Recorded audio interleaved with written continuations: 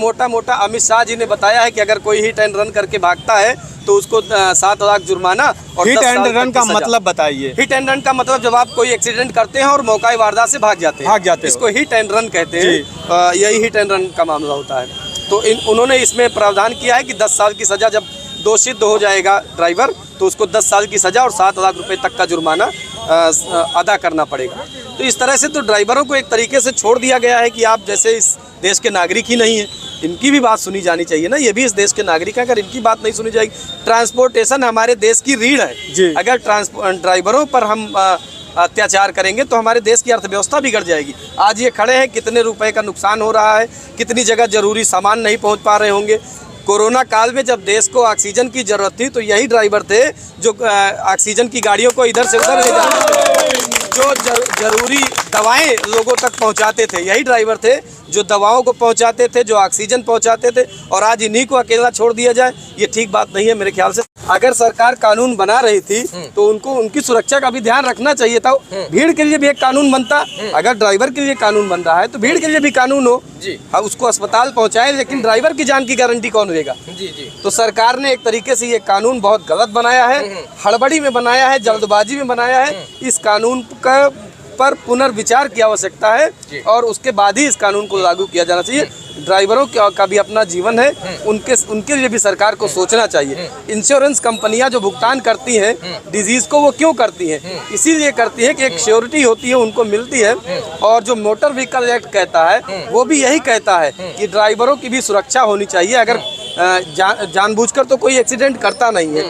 Hit and run का जो सरकार जो अपनी तरफ से पक्ष रख रही है, हिट एंड रन का जो मामला बता रही है कि ठोक कर गाड़ी भाग जाते हैं, ऐसा 100 में से 2 ही लोग करते हैं। जानबूझकर कोई एक्सीडेंट नहीं करता। सरकार को चाहिए था, अगर वो कानून ले आ रही थी तो पहले इनको जागरूक करना चाहिए था। ड्राइवर्स को उस कानून के बारे में बताते, मोटर मालिक को बताते, अपने रोडवेज के कर्मचारियों को बताते, उसके बाद ये कानून लागू करते। मुझे लगता है सरकार जल्दबाजी में ये कानून लेकर आई है। इस कानून का विरोध होना चाहिए। इस कानून पर सरकार को पुनर्विचार और समीक्षा की आवश्यकता है। सर, ये जो ट्रक ड्राइवर, बस ड्राइवर और जो सरकार है उसके जो नियम और कानून है, इसके दायरे में जो यात्री आके यहाँ परेशान हो रहे हैं, आखिर यात्रियों का क्या दोष है जो यहाँ पर अफरा तफरी का माहौल है? कुछ बच्चों से बात की, उन्होंने कहा हमें पेपर देने जाना है और नहीं देने जा पा रहे हैं, तो उनका क्या दोष है? सर, सरकार का दोष है, न इनका दोष है, न परेशान होने वाले लोगों का दोष है। ये सीधे सीधे सरकार का दोष है और फेल्योर भी है। अगर आप कोई कानून ले आते हैं तो पहले उस कानून के बारे में जनता को जागरूक करने की आवश्यकता होती है। हमारा संविधान भी ये कहता है। और अगर आप जनता को जागरूक नहीं करते, जिस कानून से जो प्रभावित हो रहा है उसको बताते नहीं है, तो ये एक तरीके से गलत बात है। सरकार को इस कानून की समीक्षा करनी चाहिए और ऐसा कोई कानून नहीं बनाना चाहिए जिससे किसी एक पक्ष को फायदा हो और दूसरे पक्ष को नुकसान हो। सरकार सबके लिए होती है, सरकार सबकी होती है, सरकार को सबके बारे में सोचना चाहिए। इसमें ड्राइवरों का नुकसान क्या है? देखिए, ड्राइवरों का नुकसान ये है कि यहाँ तो रोडवेज के ड्राइवर, हम लोग बस स्टैंड के पास हैं, ट्रक ड्राइवर जो वाहन चलाते हैं, जो बड़ा वाहन जो भी चलाते हैं, वो शौक से नहीं चलाते हैं, मजबूरी में चलाते हैं और उनका भी परिवार होता है। उनसे कोई एक्सीडेंट हो जाता है तो सरकार ने 7 लाख रुपए जुर्माना और 10 साल की सजा रखी है इस कानून में। अभी चूंकि किताबें पूरी नहीं आई हैं तो हम लोग पढ़ नहीं पाए हैं उसको। अभी ये संसद में ही इस पर चर्चा हुई है। तो मुझे लगता है कि पहले इस पर चर्चा हो जानी चाहिए थी, समझ जाना चाहिए था लोगों को। 7 लाख का जुर्माना और 10 साल की सजा है इसमें। अगर किसी से कोई एक्सीडेंट हो जाता है तो ड्राइवर तो बेचारा जीवन भर मुकदमा लड़ता रह जाएगा। मोटर मालिक अपनी तरफ चला जाएगा, सरकार अपनी जगह रहेगी और भोगेगा कौन? ड्राइवर भोगेंगे इसको। इसलिए ड्राइवरों का विरोध है। ड्राइवर का विरोध होना जायज है, बिल्कुल सही बात है। सर, क्या लगता है जिस तरीके से तमाम समर्थन जिंदाबाद जिंदाबाद अब जिंदाबाद के भी नारे लगने लगे हैं और इसलिए चूंकि अब इनको समर्थन भी धीरे धीरे और लोगों का मिलना शुरू हो चुका है। ये वकील साहब हैं, सुल्तानपुर दीवानी न्यायालय के फौजदारी के सीनियर अधिवक्ता भी हैं और जब इन्होंने सुना कि यहाँ पर आज चक्का जाम का ऐलान बस अड्डे पर हुआ है तो ये साहब यहाँ भी मौके पर पहुँच गए। सर, अब अंत में मैं ये जानना चाहता हूँ कि ये जो लोग हंगामा कर रहे हैं, ये हंगामा कितना जायज है और कब तक जायज रहना चाहिए? जो हंगामा कर रहे हैं? देखिए, हंगामा नहीं कर रही है तो अपनी बात रख रहे हैं ना, और अपनी बात रखने का लोकतंत्र में सबको अधिकार है। हमारा देश लोकतांत्रिक देश है, उसने सबको संविधान के अंदर ये इजाजत दी हुई है, कोई भी अपना विरोध प्रदर्शन लोकतांत्रिक तरीके से कर सकता है। ये इनका जायज अधिकार है, इसको कोई सरकार इनसे छीन नहीं सकती। इनकी बात जायज है, इनकी बात सुनी जानी चाहिए और कानून की पुनर्समीक्षा होनी चाहिए। सर, आप इनका पक्ष रखेंगे या फिर इनके समर्थन में आए, इस हंगामे में, इस चक्का जाम के समर्थन में आए, या इनका आप पक्ष रखेंगे कानूनी तौर पर? अगर ये चाहेंगे तो हम इनको कानूनी सहायता भी उपलब्ध कराएंगे और मैं इनके साथ खड़ा हूँ, इनके समर्थन में खड़ा हूँ। सर, क्या इस कानून में कुछ संशोधन करने की जरूरत है या फिर इस कानून को बिल्कुल हटा देना चाहिए? नहीं, इस कानून में संशोधन की आवश्यकता है।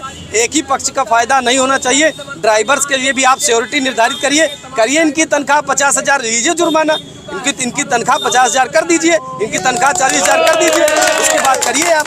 देखिए, क्योंकि जो ड्राइवरों के जो मन में एक डर है, उनका यही है कि जब हमसे कभी गलती से एक्सीडेंट हो जाता है तो लोग हमें जान से मार देते हैं, गाड़ियों को आग लगा देते हैं। जब तक प्रशासन वहाँ आती है तब तक हमारी जान चली जाती है, उसी को बचाने के चक्कर में हम भागते हैं। सबसे मेन मुद्दा इनका यही है कि हमारे लिए क्या बना है।